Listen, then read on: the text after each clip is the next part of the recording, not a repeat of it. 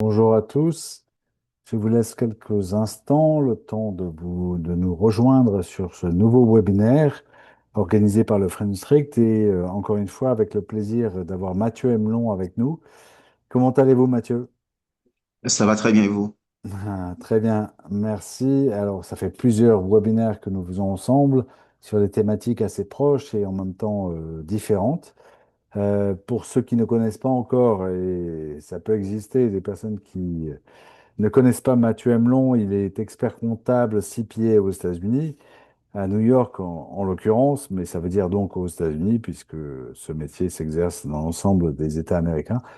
Euh, Mathieu Emelon était également expert comptable en France, formé en France, spécialisé dans la fiscalité transfrontalière avec une expérience à Paris, une expérience à New York, notamment dans un des Big Four. Et il est membre actif du New York State Society of CPAs, qui est l'équivalent de l'ordre des experts comptables à New York, depuis plus de 10 ans. Et c'est un auteur et formateur reconnu qui accompagne de nombreuses entreprises et des particuliers entre la France et les États-Unis. Et aujourd'hui, on va parler de filiales aux États-Unis et de comment un expert comptable, un CPA, comme on les appelle aux États-Unis, peut nous aider et quels sont les enjeux, quels sont les pièges, quels sont tous les tuyaux que peut nous donner Mathieu. Je vous Hmm. laisse la parole, Mathieu, et je rappelle à tout le monde que ce webinaire est enregistré. Si vous devez partir un peu plus tôt pour un match de foot ou je ne sais quoi, vous vous pourrez le revoir. Il sera rediffusé sur le Friendstrict et sur notre chaîne YouTube, la chaîne du Friendstrict.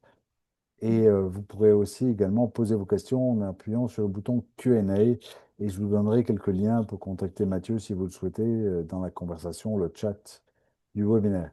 Voilà, Mathieu, vous avez un peu moins d'une heure parce qu'il y a des gens qui veulent regarder le premier match. Voilà, à 1 p.m. À 1 p.m. Ok, ben, respectons la priorité de chacun et merci d'être avec nous. Merci de nous recevoir, hein, Romain. Avec plaisir. Euh, ouais, donc comme Romain l'a dit, en fait, je dirais que c'est le dernier volet, le troisième volet d'une trilogie. Et cette trilogie a commencé par, oui, en fait, j'ai des envies, j'ai des projets en fait de m'implanter aux États-Unis.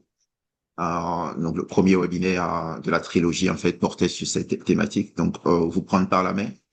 Alors, ceux qui pensent ou qui ne pensent pas encore en fait à se développer sur le marché américain, donc les étapes à respecter pour réussir son implantation. C'était le premier webinaire. Donc après, quand on s'est implanté, ben, comment en fait se réussir en fait, comment se mettre les chances de son côté de façon à réussir son implantation aux États-Unis.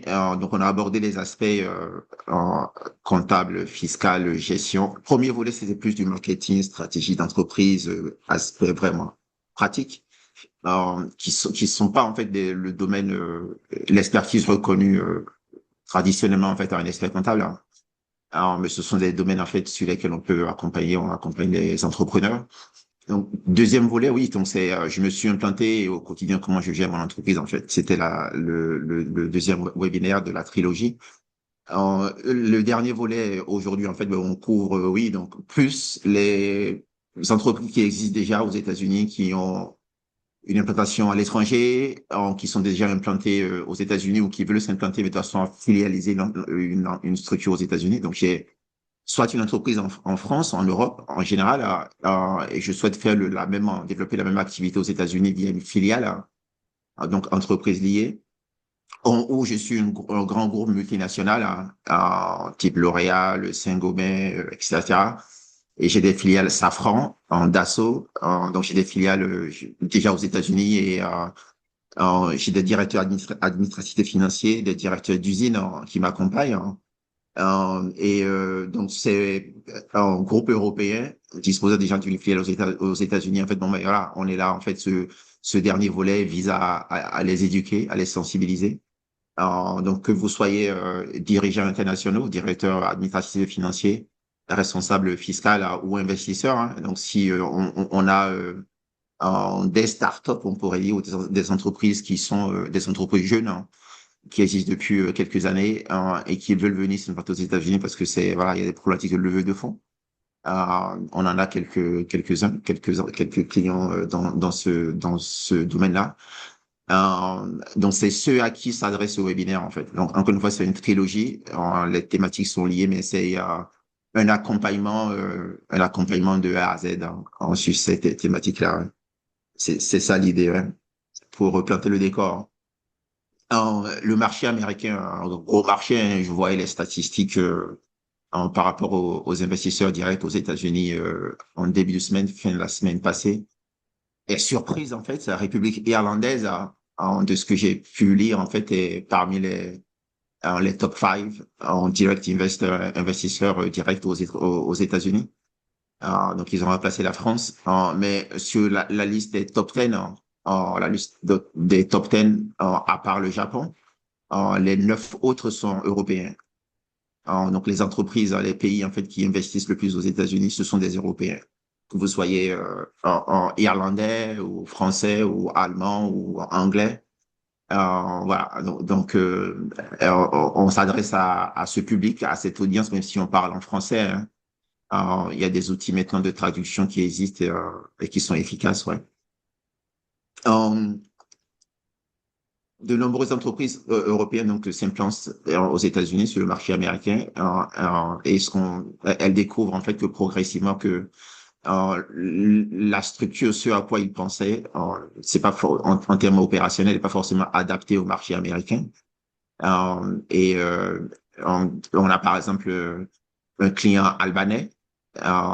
Ils ont une entreprise en fait de production de production de denrées alimentaires en Albanie. Apparemment, ils sont très connus.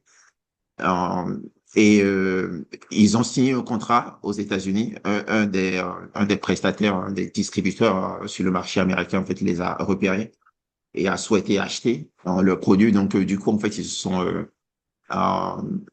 ils se sont pressés, en fait, pour créer une filiale aux États-Unis. Et donc c'est le fils du fondateur albanais en fait qui est déjà aux États-Unis en fait, qui s'occupe des aspects pratiques locaux, de monter la filiale, etc. Et donc ils sont venus à nous, on les accompagne en ce moment-là. Ouais. Donc vous signez vos premiers clients et donc c'est peut-être pour ça que c'est ça qui déclenche l'ouverture, la création d'une filiale aux États-Unis.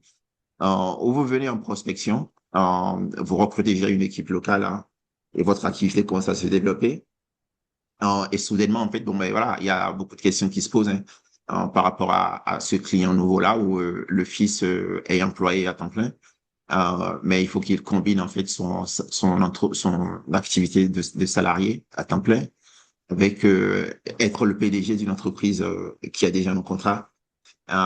Donc c'est beaucoup de travail pour lui en fait et il n'est pas habitué à ça, donc il n'est pas habitué à gérer l'entreprise, donc tout ce qui est comptable, fiscal. Je m'implante, on cherche à ouvrir, on cherche à louer un entrepôt. On cherche à passer par l'entrepôt d'un tiers pour démarrer, etc. Je crée une structure. Alors, est-ce que je crée une LLC ou est-ce que je crée une corporation? Tout ça, en fait, c'est nouveau pour lui. Ouais. Alors, la sales tax, c'est des questions qui se posent. On fait de la vente en gros, on fait de la vente au détail également. Bon, mais voilà. Donc, ça soulève beaucoup de questions. Et en fait, donc, le fait d'avoir le premier contrat, c'est bien. Mais après, en fait, il y a beaucoup de problématiques, en fait, liées au fait d'avoir une filiale aux États-Unis, ouais, des prix de transfert. Et l'administration fiscale, en particulier, les administrations fiscales en particulier, en fait, bon, on regarde de très près tout ce qui se passe entre entreprises liées, comme on le dit. Donc, maison mère et filiale, il y a des reporting spécifiques qui sont demandés, qui sont exigés, à la fois en termes de communication financière, en comptabilité, et à la fois en termes fiscal. Ouais. Donc, c'est pour ça qu'on a un webinaire en spécial, en fait, pour les filiales parce qu'il y a des sujets spécifiques en fait à ce type de cette modalité en fait d'exercer son activité. Ouais.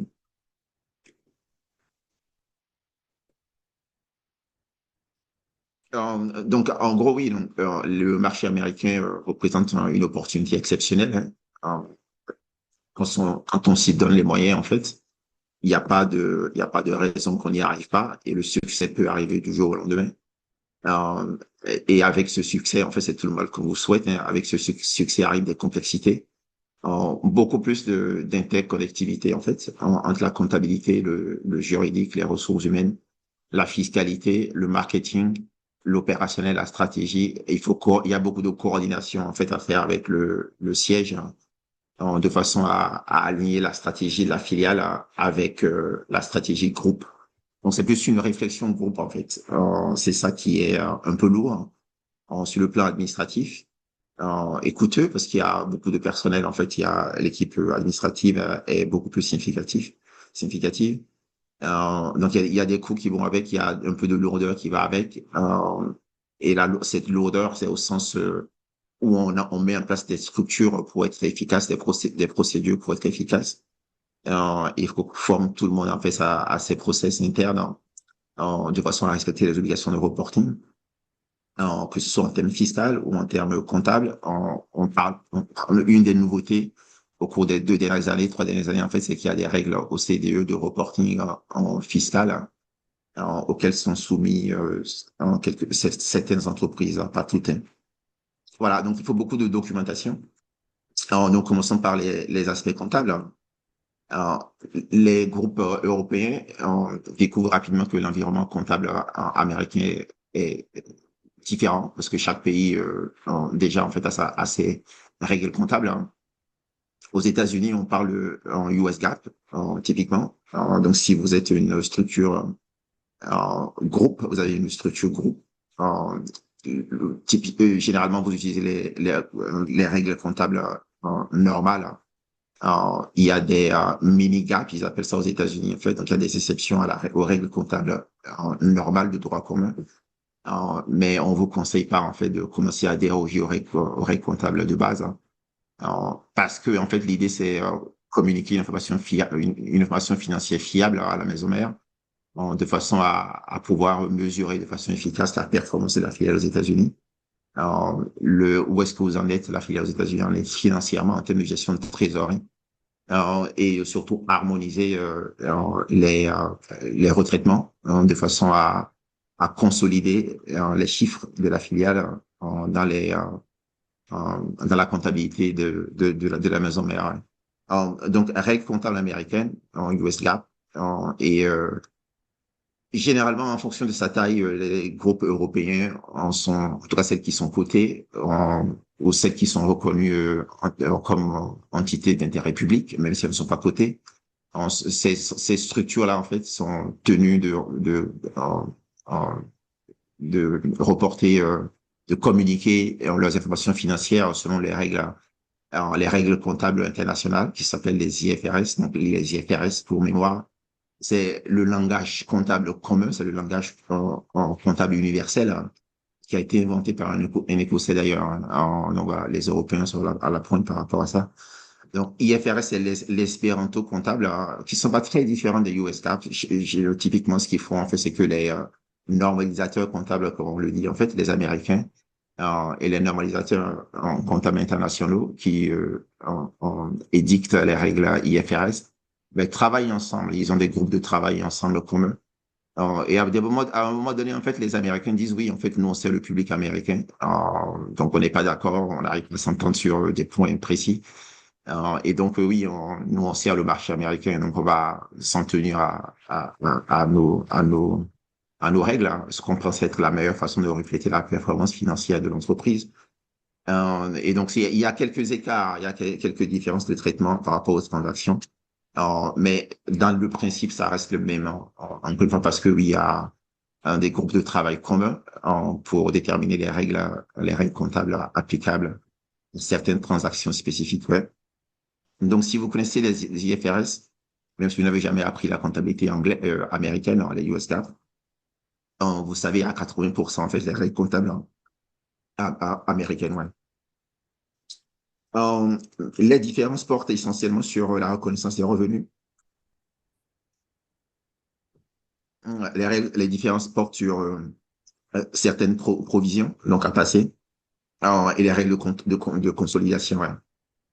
Par exemple, tout ce qui est les écarts de change, la façon de comptabiliser les écarts de change peuvent être différentes selon que vous êtes en norme comptable française en norme comptable française consolidée, ou en IFRS, IAS, IFRS, et ou en US GAAP, en fait. Ouais. Ce sont des aspects à prendre en compte si vous êtes en dirigeant d'usine et que vous devez travailler avec l'équipe comptable de l'usine, en fait, pour remonter à la maison mère les chiffres de la filiale de l'usine.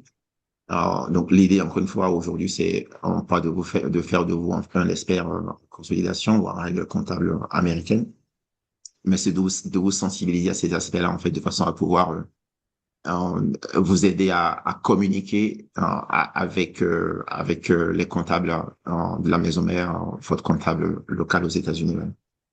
Voilà, les clôtures mensuelles deviennent stratégiques. Si la filiale fait partie d'un groupe consolidé, d'un groupe coté, ben oui, il y a des deadlines, hein, des reporting, euh, des échéances strictes par rapport à l'AMF si vous êtes coté en France. Donc les marchés financiers exigent en fait que vous publiez, vous communiquez au public dans des délais donnés vos informations financières, que ce soit des informations financières annuelles ou trimestrielles en fait. Ouais. Donc il faut avoir des processus en fait en place de façon à clôturer les comptes assez vite, ouais. Certains des points qui prennent du temps, en fait, c'est tout ce qui est réconciliation interco, c'est-à-dire les transactions entre la maison mère ou des entreprises sœurs de l'entreprise ou des entreprises basées aux États-Unis, donc entreprises sœurs, entreprises mères, entreprises liées. Donc il y a des transactions entre sociétés, des refacturations entre entreprises du même groupe. Donc on parle d'interco, intercompagnie. Donc, il faut les réconcilier, en fait. Donc, ça suppose une coordination, une communication avec les différentes entités soit dans différents pays européens ou en Asie, etc. Donc, ça prend du temps. Donc, il faut coordonner et structurer et que tout le monde respecte les échéances de façon à ce que les chiffres groupes soient communiqués, finalisés, communiqués le plus rapidement possible. Hein. Voilà. Les, euh, les intercours, en fait, c'est un sujet hautement sensible à la fois sur le plan comptable et on le verra un peu plus tard, en fait, sur le plan fiscal. Hein. Et pour la petite histoire, oui, c'est tellement significatif que bon, ouais, là, on parle des filiales implantées aux États-Unis, mais dans l'autre sens, voilà, des entreprises américaines qui sont implantées en Europe. Par exemple, un cas qui a fait grand bruit sur le plan fiscal il y a 1 ou 2 ans maintenant, deux ou 3 ans maintenant, c'est McDonald's, en fait. Donc, McDonald's, c'est un principe, c'est une franchise.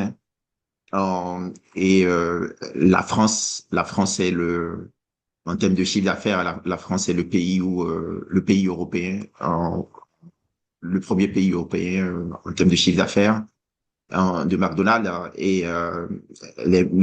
En termes de franchise, en fait, on prend McDonald's, la maison mère basée aux États-Unis, prend une commission.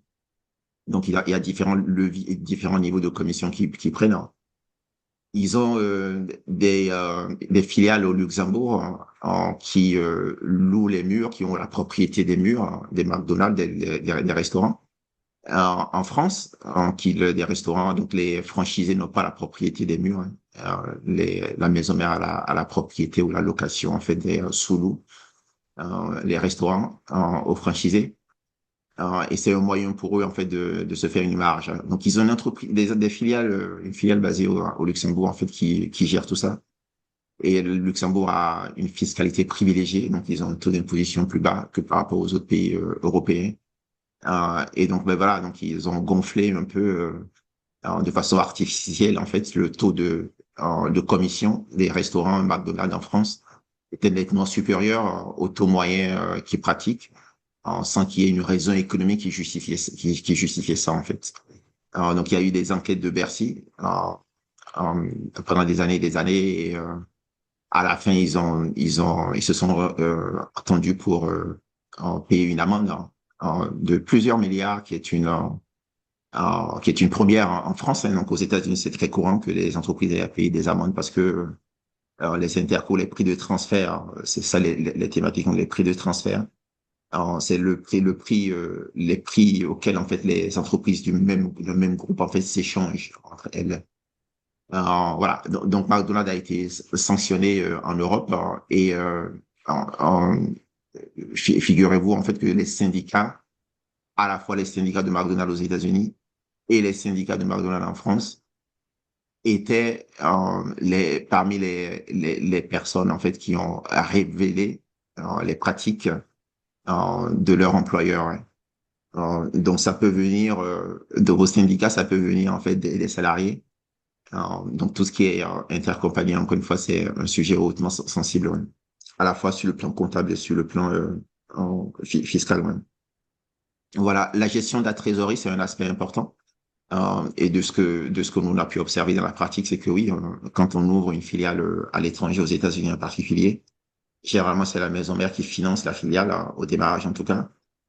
Et avec le temps, la filiale devient autonome sur le plan financier.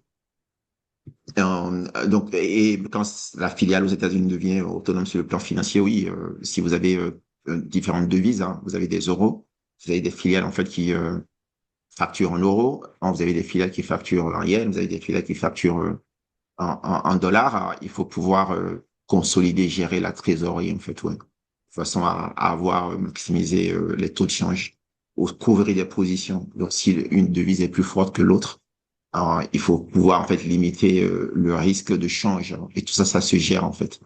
Alors, ça suppose une coordination là également, ouais. Donc, c'est tout ça qu'il faut que vous gardiez en tête si vous êtes directeur administratif financier, si vous êtes dirigeant d'une filiale filiale d'un groupe européen aux États-Unis. Alors, c'est des choses à garder en tête de façon à pouvoir dialoguer avec le siège de façon efficace. En termes de ressources humaines, tout ce qui est lié à la paye également, oui. Donc, il faut pouvoir harmoniser les pratiques ressources humaines, hein, les politiques de rémunération, les politiques de mobilité, en mobilité intra-groupe, et concilier tout ça avec embaucher local, parce qu'il y a quand même des différences culturelles, hein, et pour maximiser votre chance de réussite. Alors, parfois, en fait, c'est important de recruter local, hein, de façon à pouvoir s'adapter à la culture locale très, très rapidement. Ouais. Local, c'est-à-dire américaine. Oui, voilà, ouais, donc embaucher des salariés américains qui ont la culture américaine.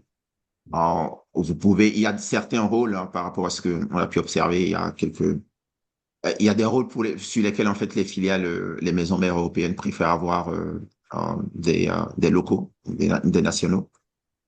Typiquement tout ce qui est comptable et financier, de ce qu'on a pu observer en fait les filiales allemandes, les filiales américaines de sociétés allemandes, les filiales américaines de sociétés françaises préfèrent avoir un Français en tant que responsable de la consolidation, responsable administratif et financier, responsable d'usine, hein.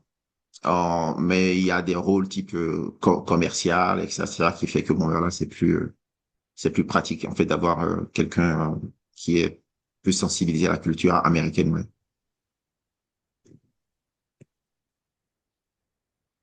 Donc tout ce qui est contrôle, audit interne, hein, donc contrôle interne, audit et contrôle interne, c'est pour valider les procédures de contrôle interne, hein, de façon à minimiser notamment en fait le risque de fraude, hein. Et s'assurer que sécuriser les flux financiers, donc s'assurer que les refacturations sont justifiées, qu'il n'y ait pas de fournisseurs fictifs de créer en comptabilité et que tout ce qu'on paye, hein, tous les prestataires qu'on paye sont des prestataires réels, hein, et que tous les salariés qu'on paye, ce sont des salariés réels. On a eu le cas en fait de la filiale américaine d'une société française hein, dans le New Jersey. Ils ont embauché un CFO, un directeur administratif et financier américain, qui a été DAF pendant des années. Et ils ont un comptable en fait qui faisait l'audit comptable et financier de la filiale aux États-Unis. Mais malheureusement, en fait, personne n'a découvert que le DAF, euh, quelqu'un, première vue, en fait, on soupçonnerait pas de fraude, hein. Et le DAF a détourné plus d'1 million de dollars et on a su que parce qu'il y a eu une intervention, un intervenant extérieur donc qui a mené des enquêtes, qui a analysé la paye, hein, qui s'est aperçu en fait que bon, ben, le DAF avait créé deux personnes en paye, une personne en plus. pour se rémunérer. Voilà, il justifiait ça par quand on l'a pris, il a avoué. Et il a dit qu'il va rembourser, mais il a été en prison. Ouais. Il a été en prison, donc c'est un fait réel qu'on a vécu. Alors, on n'était pas les comptables de la filiale, mais bon, voilà. Donc, si vous êtes, quelle que soit la taille de la filiale américaine, ça peut arriver. Alors, donc, assurez-vous. En fait, tout ce qui est contrôle interne, tout ce qui est de contrôle interne, c'est s'assurer que tout ce qu'on paye, tous les prestataires qu'on paye sont des prestataires réels. Et tous ceux qui sont en paye, que ce soit des fournisseurs, que ce sont des fournisseurs réels, des employés réels, ouais. Alors, pour limiter le risque, en fait, de fraude, ouais. Et ça, c'est un exemple réel où, encore une fois, une entreprise filiale américaine, une entreprise française de taille moyenne, hein, c'est pas un grand groupe, mais la filiale américaine a été victime de fraude et ça a été découvert des années après. Et le DAF a avoué et il a fait la prison. Hein. Euh, Si vous avez besoin de lever des fonds et que vous voulez vous implanter aux États-Unis ou vous voulez une filiale aux États-Unis parce que vous voulez lever des fonds, oui, donc les investisseurs, en fait, bon, ben voilà, ils surveillent en fait vos ratios, certains ratios financiers. Une mauvaise visibilité en fait peut réduire la crédibilité stratégique de votre filiale aux États-Unis, hein, ou la crédibilité stratégique du groupe. Et une organisation financière solide facilite l'accès au capital à coup sûr. Hein. Donc documenter et des procédures de contrôle interne, ça signifie vous savez qui on paye, qui fait quoi, et en fonction des montants que vous voulez payer, en fait, bon, il faut qu'il y ait plusieurs niveaux de validation avant que vous fassiez le virement. Il ne faut pas que ce soit une seule personne qui approuve le virement. Il faut que la banque ait l'autorisation au moins de deux personnes en fonction du niveau, du montant du virement. Ouais. Donc, c'est ça ce qu'on appelle les procédures de contrôle interne. Donc, les risques comptables sont plus fréquents quand on est plusieurs et plus on grossit. En plus, il y a d'intervenants, en fait. C'est tout à fait important de savoir qui fait quoi et qui autorise quoi, en fait. Donc, de façon à minimiser le risque de fraude, ouais.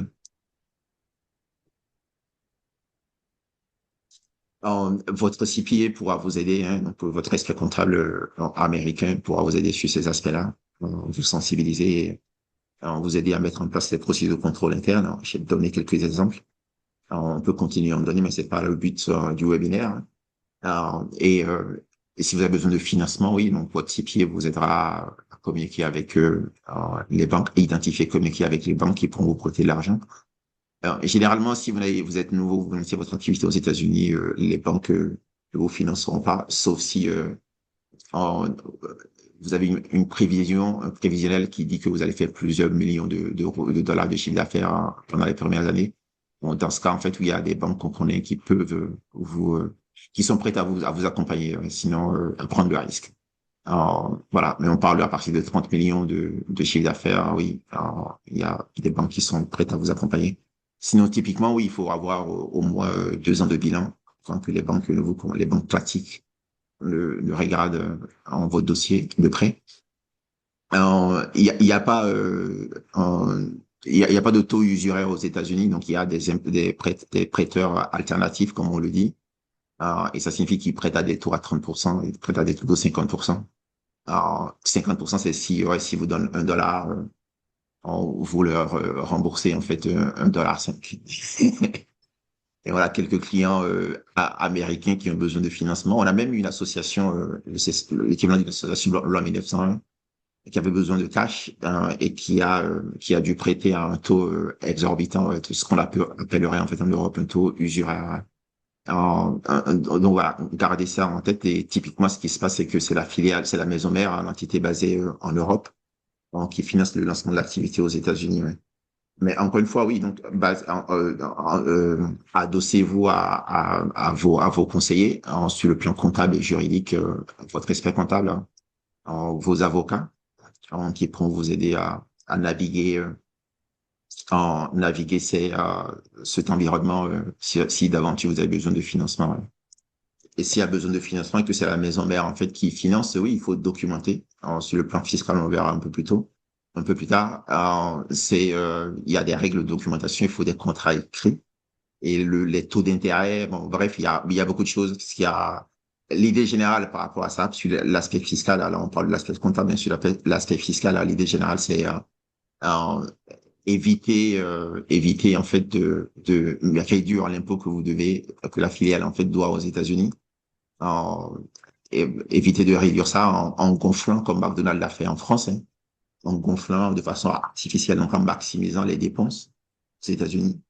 Par exemple, si vous vous prêtez à une filiale basée aux États-Unis et que s'il fallait que la filiale emprunte sur le marché financier, si le taux d'intérêt est de 10%, il ne faut pas que vous chargiez, il ne faut pas que votre prêt à la filiale soit à un taux d'intérêt de 50%, si le taux du marché est de 10%.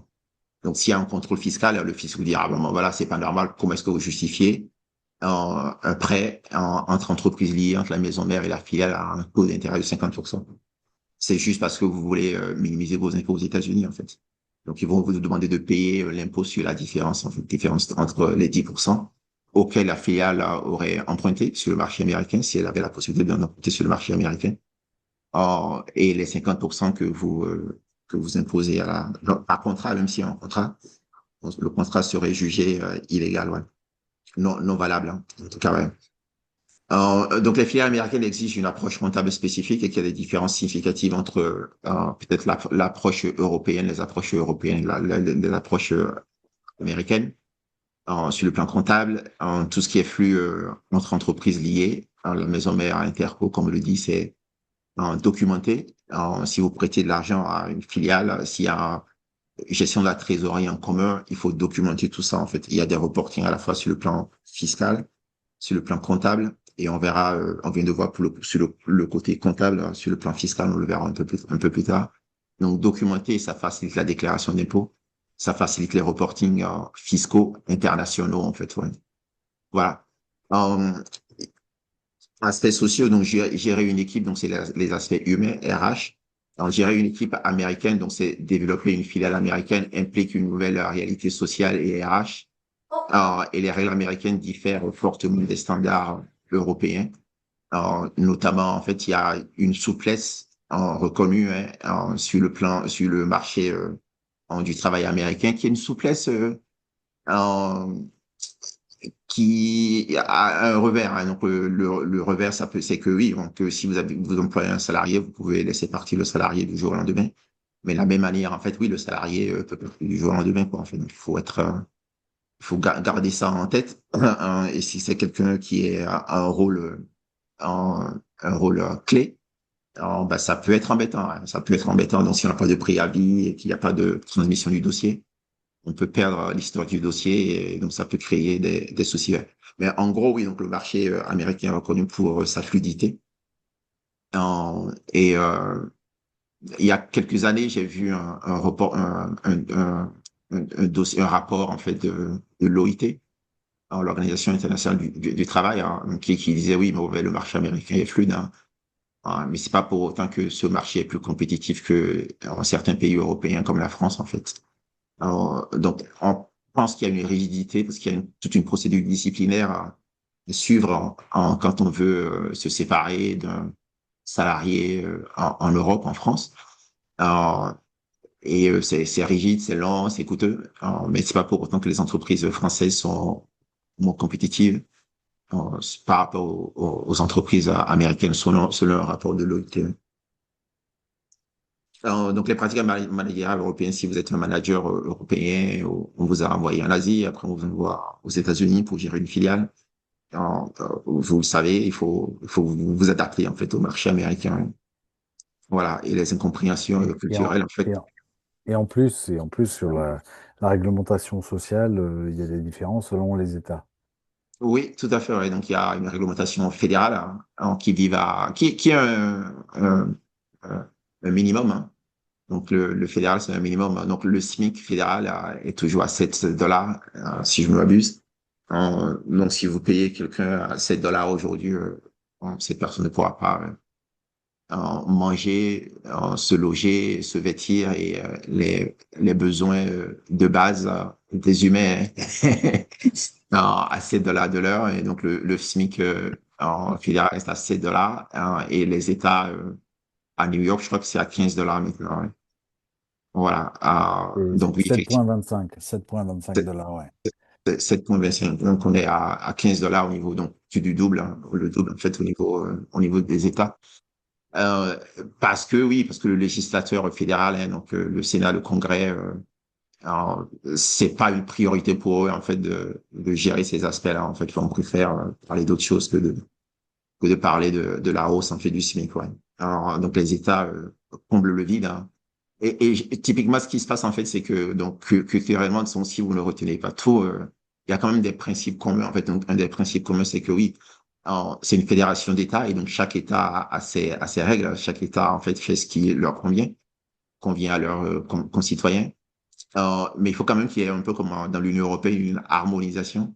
Et donc l'État fédéral, en fait, donc les règles fédérales, c'est des règles d'harmonisation en fait, et qui comblent le vide là où s'il y a pas de SMIC dans un État, ben c'est le SMIC fédéral qui s'applique en fait. C'est ça l'idée. Ouais. Donc voilà, donc les règles fédérales comblent le vide, hein, en gros, ouais. Mais elles sont pas forcément à jour et voilà. Donc c'est ça qu'il faut euh, garder en tête. Donc recruter aux États-Unis, c'est un sujet stratégique, notamment par rapport aux entretiens d'embauche, donc les background checks. C'est une pratique plus courante aux États-Unis qu'en Europe, en tout cas en France par rapport à ce que j'en sais, pour des raisons évidentes. Et donc voilà. Oui, donc il faut parce que les politiques en fait veulent qu'il n'y ait pas un frein à l'embauche de quelqu'un, par exemple, qui a fait la prison. Il faut que cette personne ait l'opportunité, la possibilité de se réinsérer. Alors, donc, il y a des limites en fait par rapport aux informations qu'on est autorisé à vérifier et les raisons pour lesquelles on peut décider d'embaucher une personne ou pas en fait. Donc, voilà. Donc même si quelqu'un a un casier judiciaire, c'est pas pour autant que cette personne, que pouvoir redonner une chance de réinsertion à cette personne, ouais. Il y a parfois des gens qui vont en prison à tort, qui passent une bonne partie de leur vie en prison à tort, ouais, en quelle que soit la couleur de leur peau. Donc, on voit ça dans les deux sens, ouais. Donc, il y a quand même des limites au background check, même, donc, bien avant l'interview. Et même pour la vérification d'autorisation de travail, il y a des choses qu'on a le droit de faire et d'autres choses qu'on n'a pas le droit de faire. Alors, on peut pas refuser d'embaucher quelqu'un juste parce que la personne n'a pas le bon visa. Donc, il faut décider d'embaucher la personne avant et après voir si la personne a les autorisations de travail qui vont avec, en fait, avec le formulaire I9 qu'on verra. Donc, tout ce qui est discrimination à l'entretien, c'est interdit. C'est ça, en discrimination à l'embauche, sont interdites, y compris pour tout ce qui est autorisation, vérification, dotation de travail, le formulaire I9 dont je parlais. Alors, mais il faut que vous vous assurez que la personne que vous voulez embaucher est autorisée à travailler. Sinon, vous allez enfreindre d'autres règles pour travail illégal. Voilà. Et ça, c'est encore un autre débat. Ouais. Voilà. En termes de rémunération, oui, en fonction de votre secteur d'activité, si vous êtes dans la tech, c'est très courant de donner des stock options, d'intéresser vos salariés à l'actionnariat. Donc, l'actionnariat salarial est très qu'on meurt en fait en fonction du secteur d'activité, donc tout ce qui est dans le domaine de la tech. Aujourd'hui, tout ce qui est IA, intelligence artificielle. Hein. Mais on a des structures type classique, industrie, manufacture, qui intéressent quand même les salariés aux résultats de la société, de la filiale. Voilà, il y a différentes modalités de maximiser le take home, donc le net, sans passer par du salaire, uniquement que du salaire en fait. Ouais. Donc pensez à structurer la rémunération, parce que une rémunération mal structurée fragilise la rétention des talents. Et tout à l'heure on parlait de la fluidité, donc oui, si on n'est pas bien payé, ben les salariés où ils sont les mieux payés en fait. Donc du jour au lendemain vous pouvez les perdre. On a vu le cas hein, pour des entreprises, notamment en fait il y a une grande banque française qui emploie des informaticiens. Et on a vu quelques informaticiens clients en fait qui sont partis Ils ont essayé de les garder, mais bon, on a un de nos clients employés qu'on a vu, il est resté 1 an de plus, mais à la fin, il est parti, en fait. Alors, actuellement, il a été embauché par une entreprise de taille plus moyenne, hein, que la banque française qui l'employait aux États-Unis. Alors, on a eu un meeting il y a 2 semaines. Il a des stock options de cette entreprise en plus petite. Il a un package en fait plus significatif et on l'aide à maximiser, à se créer un patrimoine en gros. Ouais. Voilà. Oui, la rémunération, comment vous rémunérez vos salariés, vos potentiels et vos talents, c'est très important. Sinon, ils vont partir du jour au lendemain, ils vont partir là où ils sont les mieux payés. Ouais. Alors, tout ce qui est couverture médicale, c'est important. Obamacare n'existe quasiment plus. Alors, mais il y a des États qui l'imposent, type New Jersey, New York, la Californie. Ces États veulent quand même que vous ayez une assurance maladie. Au niveau fédéral, il y a tellement plus d'Obamacare en tant que tel, hein. Alors, mais comme on vient de le voir, mais donc le fédéral, en fait, c'est une harmonisation à minima. Alors, il y a des États, en fait, qui disent que oui, bon, nous, nos concitoyens, en fait, on tient à eux et on veut qu'ils aient une assurance maladie, parce que s'il leur arrive un pépin, il faut qu'ils aient une couverture médicale qui puisse se soigner, en fait, alors, idéalement, sans bourse déliée, comme on le dit, mais à minima, en fait, que l'assurance, la compagnie d'assurance est à payer, quoi, en fait. Donc, il y a ça. Et donc, l'employeur, donc, oui, si vous employez dans ces états-là, l'assurance maladie, la couverture médicale, c'est important et ça coûte relativement cher. J'entendais dire quelqu'un récemment qui dit, telle compagnie d'assurance a augmenté leur en prime d'assurance de 15%. Et il y a société de paye, hein, qui en profitent, en fait, pour se faire de l'argent également. Ouais. Alors, les congés payés restent souvent plus limités qu'en Europe. Généralement, c'est 2 semaines de congés payés aux États-Unis. Donc, il y a pas de règle, hein. Je connais aucun État qui dit euh, tout le monde a droit à 5 semaines de congés payés si vous êtes employé dans notre État. Il y a pas, généralement pas de règle. La pratique, c'est 2 semaines en fait de congés payés en moyenne. Ouais. Donc voilà. En fonction. Après, si vous êtes fonctionnaire, oui, vous avez plus de congés, hein. Mais voilà, on parle du secteur privé. Si vous êtes employé par le gouvernement, oui, vous avez beaucoup plus de congés. Ouais. Et de jours fériés également. Donc voilà. Alors, les contrôles administratifs sont fréquents et les déclarations, les échéances de déclaration sont strictes par rapport à la flexibilité qu'on peut avoir en fait observé en Europe. Alors, une des distinctions principales en fait, c'est une distinction entre travailleur indépendant et employé. Alors, un employé généralement en fait c'est celui qui travaille quand il y a un lien de subordination. C'est un employé. D'accord? Donc, quand il y a un lien de subordination, si la personne doit venir au travail à 1 heure donnée, s'il y a fait un minimum d'heures par jour, s'il y a une rémunération en fait définie, si la personne doit suivre des instructions, il y a des tâches délimitées, la personne doit reporter à N+1. C'est ça le lien de subordination. Donc, si vous employez quelqu'un sous ces conditions-là, c'est un salarié. Alors, et si par facilité vous dites, je veux que vous soyez un indépendant, ben vous prenez des risques. En tant qu'employeur, ce qui se passe rapidement, c'est que oui, en cas de contrôle paye, et on a assisté quelques salariés, quelques employeurs, en fait, dans le cadre de contrôle de paye. En cas de contrôle de paye, s'ils requalifient ceux que vous considérez comme indépendants comme des salariés, ben, c'est à l'employeur de payer les charges salariales, hein. Donc, ça coûte plus cher, hein. Et vous n'avez pas le droit de demander aux salariés de rembourser, en fait. Donc voilà, donc rapidement c'est ça. Si vous avez besoin de transférer des salariés de la maison mère d'une autre filiale aux États-Unis, il faut un visa. Typiquement, c'est les visas E2, les visas L1. Visa L1, c'est le transfert inter-entreprise. E2, c'est encore possible, hein. Donc, la procédure d'immigration reste longue et technique. Et généralement, aux États-Unis, on passe par un avocat d'immigration. Donc, pensez à vous faire accompagner, en fait. Gestion de la performance, les évaluations pour donner des primes, déterminer les primes. C'est très, très important.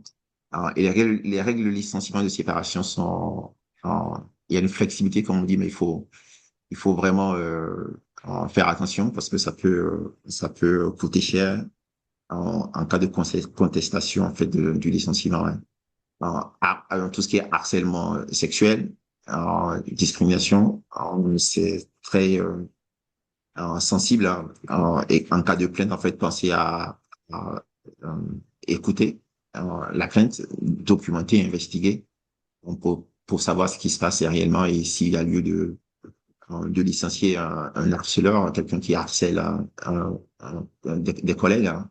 Ben oui, prenez les mesures qu'il faut. Hein. Donc, on a tous les ans, on a des salariés qui sont victimes de harcèlement sexuel typiquement et qui bénéficient d'indemnités. Donc un exemple récent, c'est oui, on a eu une asiatique qui a obtenu des dommages et intérêts de plusieurs millions, 2 millions et quelques de dommages et intérêts pour harcèlement sexuel. Donc elle est venue à nous pour qu'on l'aide à optimiser, réduire son impôt en fait sur l'indemnité. Ouais. Donc faites attention, et on a eu un employeur en fait la CEO, fondatrice CEO, a été accusée de harcèlement sexuel, et donc ça a pris ça coûte beaucoup déjà en fait en frais d'avocat, et à la fin oui à la fin en- à la fin la réputation de la société, hein, si la CEO est connue, ben, les médias s'emparent hein, du sujet. Donc ça peut ternir en fait la réputation de votre entreprise. Ouais. Et Euh, avant, avant qu'on parle du sujet suivant, on a une question à laquelle je vous propose de répondre tout de suite en live parce que elle concerne tout le monde et effectivement, il peut y avoir une ambiguïté là-dessus, même si j'en ai parlé au début. Une question de Christophe qui nous demande est-ce que vous exercez sur l'ensemble du territoire américain ou est-ce mhm. qu'uniquement en tant que CPA, avec votre cabinet Emelon CPA et PC, ou uniquement si le projet concerne les environs de New York Oui, oui, comme vous l'avez dit au début, Romain, ouais, on peut exercer, on intervient, on a des clients dans tous les États-Unis. On a des clients à Washington State, Washington DC, Californie, New Jersey, New York. S'il y a besoin d'aller sur place, on va sur place, en Floride, en et puis surtout, Colorado. vous pouvez faire toutes les déclarations dans tous les États, que ce soit On peut faire déclarations tout. sociales ou fiscales. Oui, voilà, on accompagne des entreprises, des particuliers dans tous les États-Unis, donc il n'y a pas de restrictions. Parce Et que c'est ce on que a, font tous les cabinets sérieux, CPA, à part les super ultra locaux et les petites boutiques peut-être qui travaillent que dans les États, mais la plupart des CPA interviennent, peuvent intervenir sur l'ensemble des États, on est d'accord, Mathieu, dont vous faites partie, évidemment. oui, tout à fait, hein, tout à fait. Donc oui, on pourra vous accompagner en dehors de New York, dans les environs de New York et en dehors de New York, oui, on est compétent, on est habilité à vous accompagner. Hein. Alors, de la mesure, on a la compétence. Donc la seule limite, oui, si vous voulez rester local, c'est pas parce que vous avez pas envie de vous embêter ou vous estimez que vous n'avez pas la compétence pour gérer la fiscalité en Floride, la fiscalité en Washington State. Voilà, donc c'est la seule limite. Ouais. Mais encore une fois, nous, oui, on accompagne dans tous les États-Unis. Ouais. Donc sur le plan juridique, en gérer une filiale sur le plan juridique, ben, il y a certains principes à respecter, notamment le choix de la structure de la filiale américaine. Généralement, c'est quand même plus simple de créer une corporation parce que tout reste dans la corporation. La corporation s'autogère, elle est autonome. Mais parfois, ça peut être intéressant d'avoir une filiale à 100%. Donc, si vous avez une filiale à 100%, donc si vous avez une société aux États-Unis qui veut le détenir, qui vous voulez que détienne une autre filiale aux États-Unis, alors, ça fait peut-être sens en fait d'avoir une filiale qui détient à 100% une LLC. Et dans ce cas, en fait, les chiffres de la LLC remontent directement dans les comptes de cette filiale. Hein. Donc, la LLC devient une sous-filiale et la filiale, en fait, bon, ben, remonte ses chiffres, donc chiffre de la LLC, chiffre de la filiale, donc la filiale peut être une corporation, donc la LLC est une sous-filiale, alors 100% détenue par une autre filiale, qui est peut-être une corporation, et cette corporation, ses chiffres remontent dans la comptabilité de la maison mère qui est en France, ouais. Donc, généralement, il peut y avoir différents niveaux. Hein. Donc, il peut y avoir une sous-filiale. Hein. Et en fonction de comment vous voulez exercer votre activité, oui, ça peut faire sens d'avoir à la fois des LLC et des corporations. Mais si vous voulez avoir juste une filiale aux États-Unis, c'est peut-être plus simple d'avoir une corporation parce que la corporation s'autogère, en fait, que ce soit en termes de comptabilité, déclaration fiscale. Alors, vous n'aurez pas à vous mêler, la maison mère n'aura pas à faire de déclaration aux États-Unis, etc. Alors, c'est un des sujets qu'on a abordé récemment avec les Albanais, les Européens d'Albanie qui veulent, qui ont eu un contrat aux États-Unis et qui sont en procédure de création d'une filiale aux États-Unis. Ouais. Donc voilà, l'avocat leur a conseillé de créer une LLC. Après, ils sont venus à nous, on leur a expliqué le pour et le comment et ils nous ont dit, bon, voilà, c'est peut-être plus simple de créer une corporation. Donc, on est en train de dissoudre la LLC que l'avocat leur a conseillé de créer. Parce que c'était plus simple. On peut convertir, si vous démarrez par une LLC, on pouvait convertir la LLC en corporation. Mais bon, voilà, c'est pas le but du webinaire. Euh, le plus simple, c'est le mieux. Sinon, ça coûte un stress. Ça coûte un coût administratif de gestion. Donc, si vous avez la possibilité de faire les choses clean au départ, parlez à votre expert comptable au départ pour qu'il vous aide à déterminer la structure juridique qu'il faut. Après, vous allez voir votre avocat pour que l'avocat rédige les statuts et tout le reste. Mais j'ai l'impression que généralement, si vous allez voir l'avocat en premier, l'avocat n'a pas forcément en tête les aspects fiscaux, les aspects sièges. Il vous conseille sur, pas forcément sur, pour un choix de structure juridique qui n'est pas forcément la plus adaptée à ce que vous voulez faire exercer comme activité aux États-Unis. Ouais. Alors, le Delaware n'est pas forcément le bon choix. Donc, si vous n'avez pas de raison d'être dans le Delaware, ne cherchez pas à être dans le Delaware. Exemple, si vous voulez investir dans l'immobilier et que le bien immobilier que vous voulez acheter est à New York, à Manhattan, ou à Washington State, ou en Californie, à mon avis, ça sert à rien d'aller créer une structure dans le Delaware pour que la société dans le Delaware achète un appartement ou une maison à Washington State ou plutôt en Californie, en fait. Parce que vous allez devoir vous enregistrer comme société en Californie ou en Washington State dans tous les cas. Donc, ça crée déjà deux États, plus le fédéral, là, où il faudrait que vous fassiez des reporting, en fait. En tout cas, vous serez tenu aux obligations fiscales, juridiques de ces deux États. Si vous êtes dans le Delaware et que le bien immobilier est dans un autre État, voilà, donc ça crée déjà des difficultés, ouais.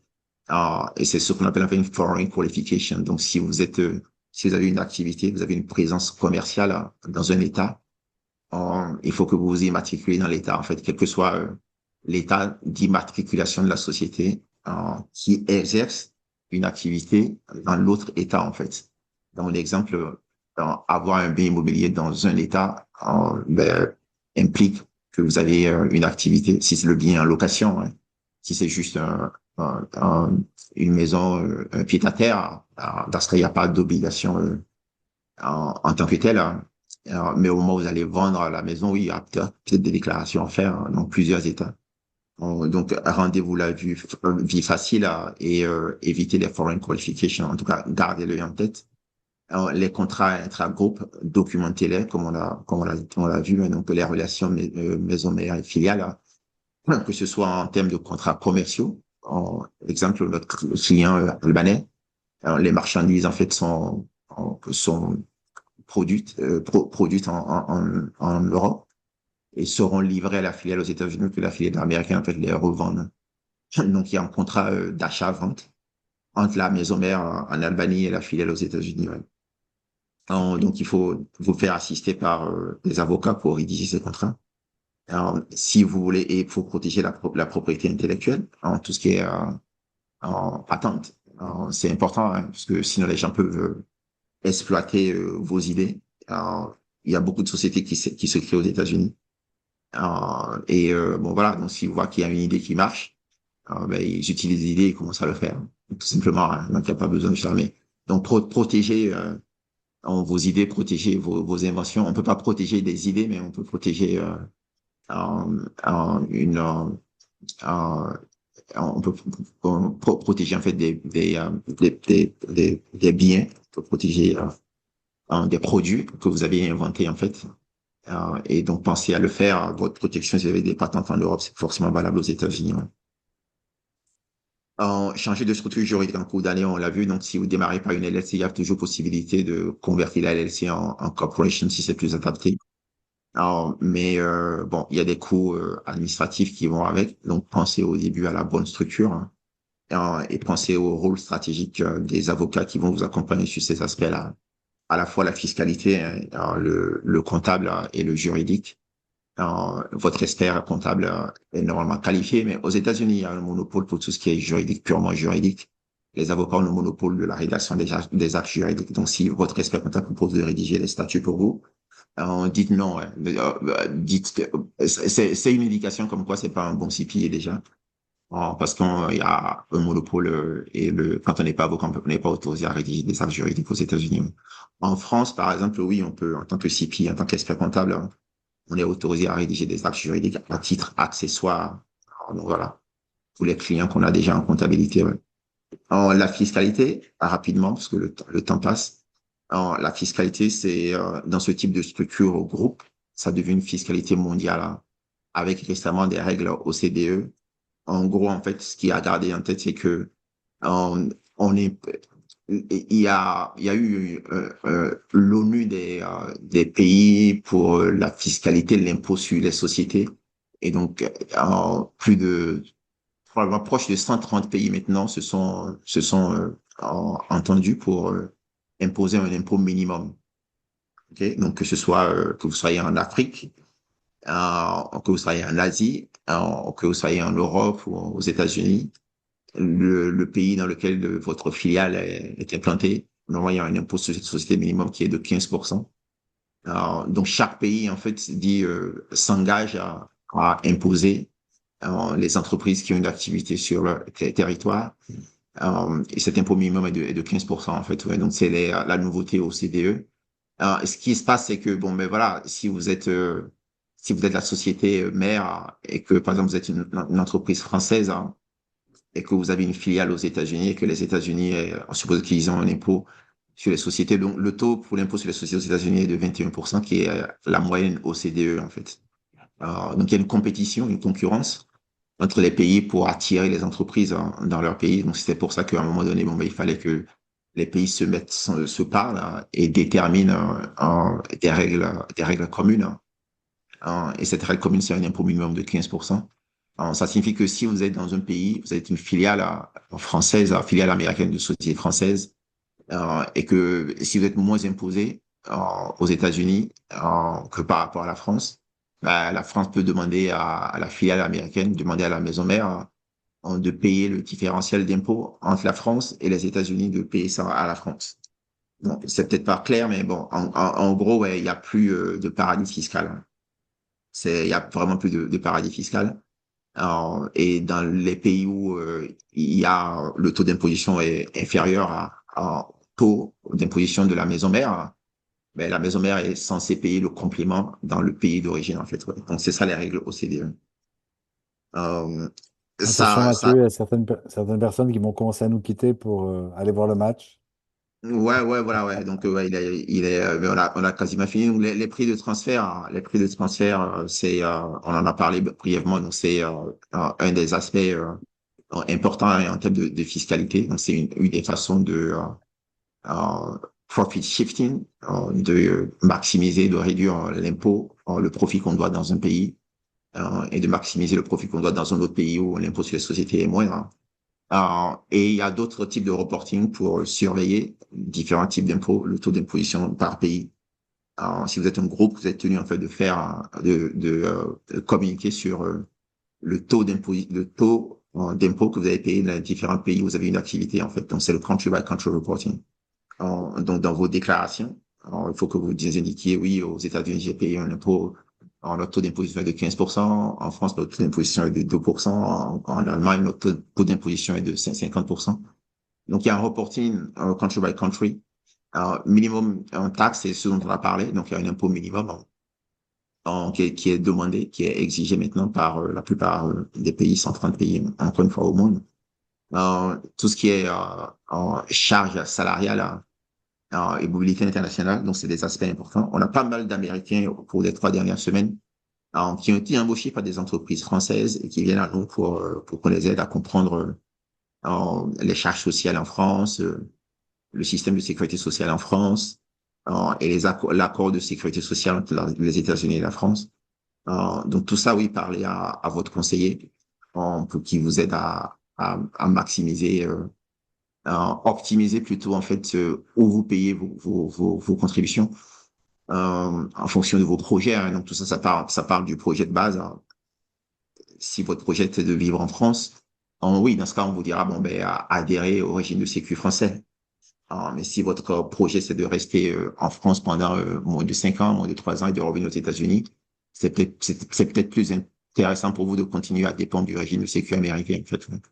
Donc tout ça, c'est des thématiques sur lesquelles on accompagne. Et on est à disposition pour vous accompagner sur ces thématiques.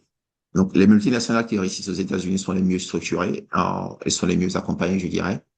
Il y a un potentiel, un gros marché potentiel de réussite, mais ça suppose que, bon, voilà, que vous soyez bien accompagné et que vous soyez structuré de façon à harmoniser et être efficace. L'harmonisation, c'est parce que oui, il y a beaucoup de stakeholders, d'acteurs qui interviennent quand on est plus nombreux. Et donc, il faut des procédures de contrôle interne pour limiter les risques de fraude, pour être efficace, pour respecter les règles de transparence fiscale. Donc c'est un peu plus lourd. C'est un peu plus lourd et c'est pour ça qu'on est là. Et c'est le mot de la fin, je dirais, oui, donc lourdeur administrative parce que on est plus nombreux, il y a plus d'acteurs et il faut pouvoir que tout le monde puisse communiquer ensemble. Ouais. Voilà, merci à vous. Merci beaucoup, Mathieu. Euh, et, et puis, il y a cette culture américaine qui est de ne pas hésiter à effectivement se faire accompagner par des tiers qui sont en général des avocats ou des CPA.